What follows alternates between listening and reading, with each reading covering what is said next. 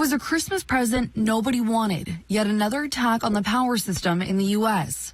In this one, the suspects cut one of the locks on the fence area, made their way inside and caused damage to the substation, which ultimately knocked out power for a large amount of residents in the county.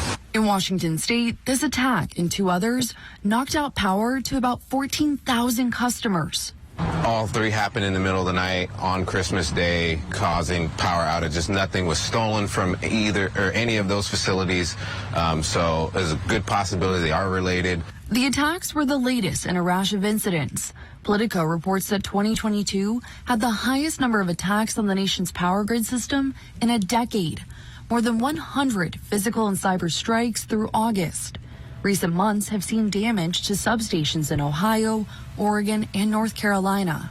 Transformers are out there in every city block. They're really vulnerable. And as I say, sometimes, they're vulnerable to a drunk with a gun and an attitude. And we have a lot of incidents of that. That's not unusual. Mark Christie, a commissioner with the Federal Energy Regulatory Commission, says the damage to substations reflects an escalation in assaults. A transformer knocks out a block or two, a substation, several tens of thousands of people. The fear is that the dangerous disruptions are not merely mischief, but targeted by people with political agendas, like the three admitted white supremacists who pled guilty in February to plotting attacks around the country to create economic distress and civil unrest. It reminds us that we need to take physical security into account just as we do cybersecurity. The federal government recently ordered the North American Reliability Corporation to reassess the risk level facing the nation. That report is due in 90 days. But states and utilities themselves say they're already stepping up protections of substations, which take high voltage power and lower it so it can be sent down power lines to customers.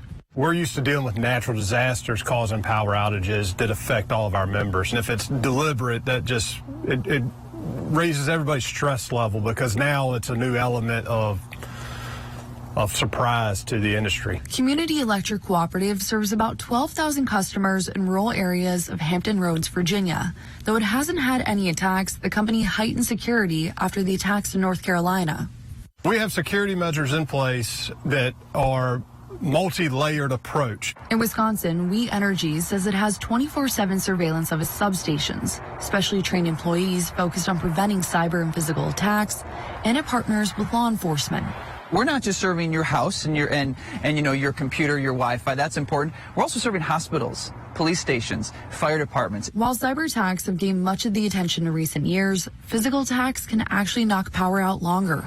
When we are looking at actual physical attacks to the grid, there is a need to actually put in new equipment, and that can take time. It can be very costly. And so the sort of recovery process from a cyber attack and a physical attack is quite different. As the Federal Energy Regulatory Commission awaits the security report recommendations, it's also bracing for higher costs.